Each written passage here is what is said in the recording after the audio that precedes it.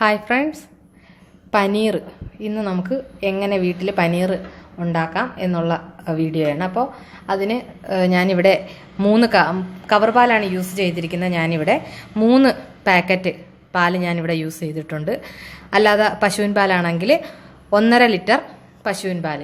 അതിൽ ഉണ്ടാക്കുന്ന എങ്ങനെ എടുക്കാം എന്നുള്ളതാണ് ഞാൻ ഇന്ന് ഈ വീഡിയോയിൽ പറയുന്നത്. ഞാനിവിടെ 3 കവർ പാലെടുത്ത് ഗ്യാസ് സ്റ്റൗ കത്തിച്ചിട്ടുണ്ട്.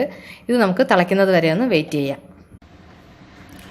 ഇടയ്ക്ക് നമുക്ക് നന്നായിട്ടൊന്ന് ഇളക്കി കൊടുക്കണം. കാര്യം പാല് മാത്രമേ ഉള്ളൂ, ഇതിനകത്ത് വെള്ളം ചേർക്കാത്തതുകൊണ്ട് അടിയിൽ പിടിക്കാനുള്ള സാധ്യതയുണ്ട്. അതുകൊണ്ട് ഇടയ്ക്കൊന്ന് ഇളക്കി കൊടുക്കുക. നന്നായിട്ട് തിളച്ച് വന്നിട്ട് നമുക്ക് ബാക്കി പാല് തിളയ്ക്കാനായിട്ട് വന്നിട്ടുണ്ട്. അപ്പോൾ വന്ന് തുടങ്ങി. ഈ സമയത്ത് നമുക്ക് നാരങ്ങാ നീര്, ഞാനിവിടെ നാരങ്ങ എടുത്തിട്ടുണ്ട്. ഒരു നാരങ്ങയുടെ നീരാണിത്.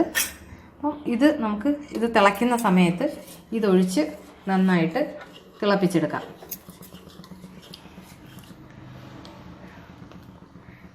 മൂന്ന് കവർ പാലാണ്, 1.5 ലിറ്റർ പാല്.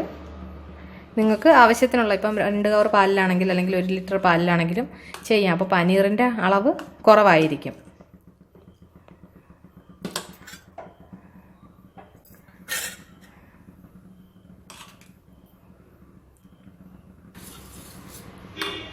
അപ്പോൾ നന്നായിട്ട് തിളച്ച് വരുന്നു. നമുക്ക് തീ ഒന്ന് കുറച്ചിട്ട് ഞാൻ ഒരു നാരങ്ങയുടെ നീര് അരിച്ചെടുത്തതാണ്. ഇത് നമുക്ക് ഇതിലോട്ട് ചേർത്ത് കൊടുക്കാം. നന്നായിട്ട് ഇളക്കി കൊടുക്കാം. നാരങ്ങ നീര് പിഴിഞ്ഞതിന് ശേഷം അത് അരിച്ചെടുത്തതാണ് ഞാൻ ഇതിലേക്ക് ഒഴിച്ചത്. ഇതിൽ നാരങ്ങ അല്ലെങ്കിൽ വിനാഗിരി യൂസ് ചെയ്യാം. ഇതിന് നമുക്ക് നന്നായിട്ട് ഒഴിച്ചിട്ടൊന്ന് തിളപ്പിച്ച് പാലിൻ്റെ കട്ടയും നന്നായിട്ട് വേറെ ആവുന്നത് വരെ നമുക്കിതൊന്ന് ഇളക്കി കൊടുത്തുകൊണ്ടിരിക്കാം. ഇപ്പം നന്നായിട്ട് പാല് വെള്ളവും വേർതിരിഞ്ഞിട്ടുണ്ട്. ഇത് നമുക്കിനി ഒരു കോട്ടൺ തുണിയിൽ അരിച്ചെടുക്കുമ്പം ഇതിനകത്ത് നമ്മൾ ഒഴിച്ചിരിക്കുന്ന നാരങ്ങയുടെ ആ ഒരു പുളിപ്പിൻ്റെ അംശം മാറുന്ന രീതിയിൽ കുറച്ച് വെള്ളത്തിൽ നന്നായിട്ട് ആ കോട്ടൺ തുണിയിലിട്ട് തന്നെ നന്നായിട്ട് നമുക്ക് കഴുകിയെടുത്ത് മാറ്റാം. ഇനിയിപ്പോൾ നമുക്കിത് എന്തായാലും വാങ്ങി വയ്ക്കാം.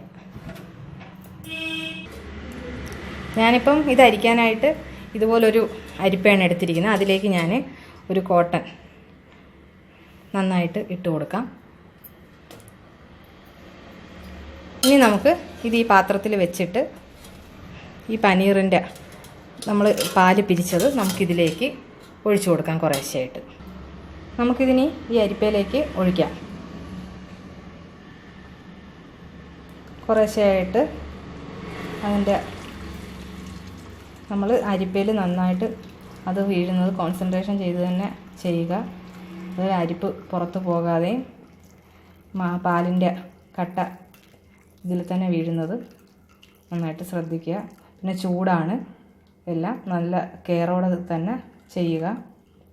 ഇത് നമുക്കിനി നന്നായിട്ട് വെള്ളത്തിലും കൂടി ഒന്ന് കഴുകിയെടുക്കണം. ഇതിപ്പം വെള്ളമാണ് നമുക്ക് പൂർണ്ണമായിട്ടും വന്നത്. ഇനി നമുക്ക് ഇതിലേക്ക്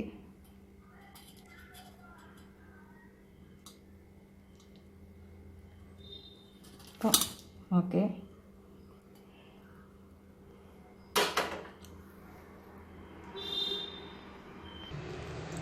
നമുക്കിത് നന്നായിട്ട് വെള്ളത്തിൽ ഒന്ന് ജസ്റ്റ് സ്റ്റെയിൻ ചെയ്തെടുക്കാം. കാര്യം ഇതിനകത്ത് ആ നാരങ്ങയുടെ ഇതുണ്ടെങ്കിൽ നമ്മളിത് പിന്നീട് ഫ്രിഡ്ജിൽ വെക്കുമ്പം കയ്പ്പ് വരാനുള്ള സാധ്യതയുണ്ട്. അതുകൊണ്ട് നമുക്ക് നന്നായിട്ടൊന്ന് വെള്ളത്തിലൊന്ന് ജസ്റ്റ് ഒന്ന് കഴുകിയതിന് ശേഷം നമുക്കിതൊന്ന് ഊറ്റിയെടുക്കാം. അപ്പോൾ ഇത്രയും ചെയ്താൽ മതി. ഇനി നമുക്ക് നന്നായിട്ട് മുറുകെ തന്നെ പിഴിഞ്ഞെടുക്കണം.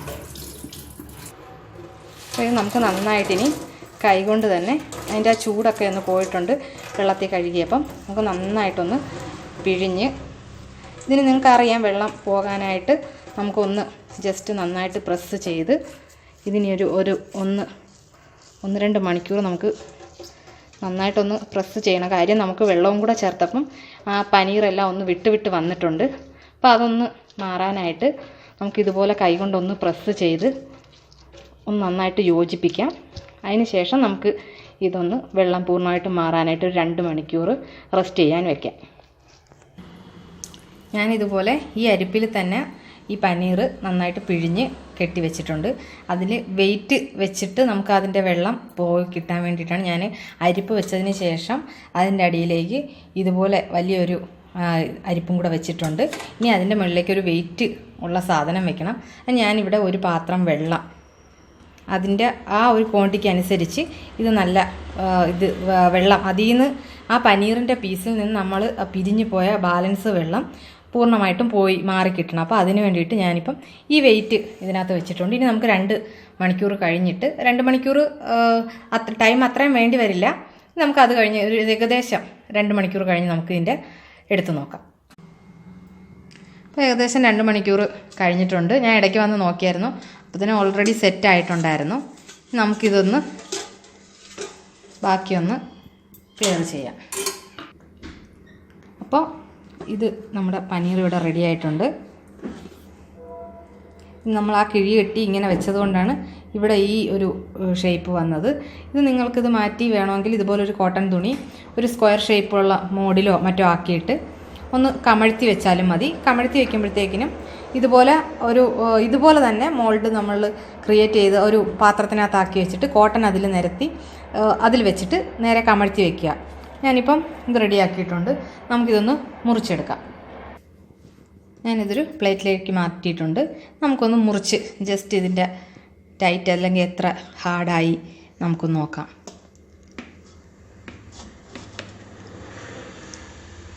ഞാൻ ഇത് 1.5 ലിറ്റർ പാലിലാണ് ഞാൻ എടുത്തത്. അപ്പം ഇതുപോലെ നല്ല സോഫ്റ്റ് ആയിട്ടുണ്ട്.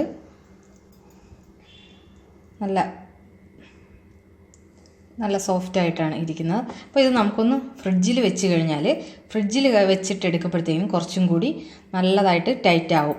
അപ്പോൾ നന്നായിട്ട് ഫിറ്റായിട്ട് കിട്ടും.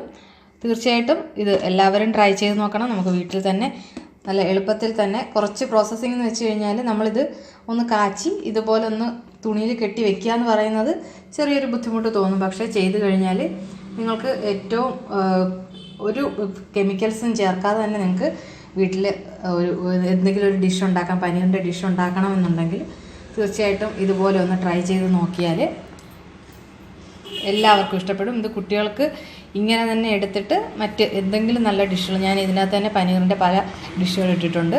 അപ്പോൾ അതുപോലെ ഈസി ആയിട്ട് തന്നെ തയ്യാറാക്കാൻ പറ്റുന്ന നല്ല നല്ല ഡിഷസ് ഉണ്ട്. അപ്പോൾ അത് നിങ്ങളെല്ലാവരും ട്രൈ ചെയ്ത് നോക്കുക. വീട്ടിൽ നമുക്ക് ഈസി ആയിട്ട് പനീർ ഉണ്ടാക്കാം. എല്ലാവരും ഇത് ട്രൈ ചെയ്ത് നോക്കുക. Thank you. ബൈ.